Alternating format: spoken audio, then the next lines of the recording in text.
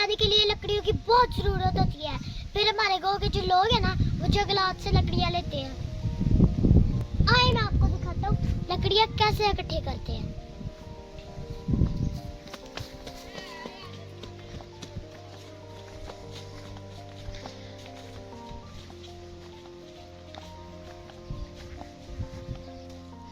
ये देखिए बच्चे लकड़ियां इकट्ठी कर रही हैं, तो फिर ये ना खाना बनाने के काम आएंगी।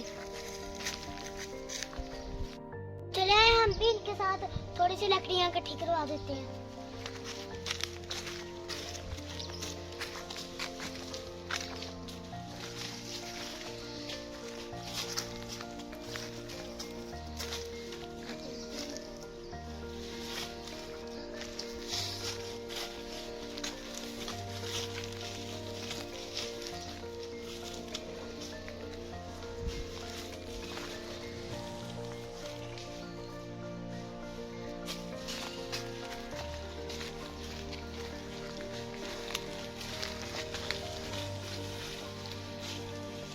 अभी सर्दियों की शुरुआत है, मगर ये ना सर्दियां आने से पहले पहले ना सर्दियों की ना तैयारी कर रहे हैं।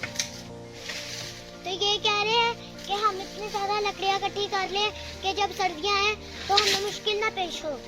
शहरों में तो गैस दस्तयाब है ना, तो देहातों में तो नहीं ना आती, तो देहातों में बहुत मुश्किल होती है, शहरों में आसानी होती है। तो इधर लकड़ियां ही इकट्ठी करके जलाई जाती हैं, जिनसे खाना तैयार किया जाता है। कुछ मामलात में शहर की जिंदगी आसान है और कुछ मामलात में देहात की जिंदगी आसान है, मगर मेरे ख्याल में अगर मैं देखूं तो देहात शहरों से बहुत बेहतर है, क्योंकि इधर आलूदगी नहीं होती और बहुत खूबसूरत मौसम है। अभी ये है बच्चे लकड़ियां इकट्ठी करके अपने घर ले जाएंगे, फिर इनसे खाना तैयार किया जाएगा।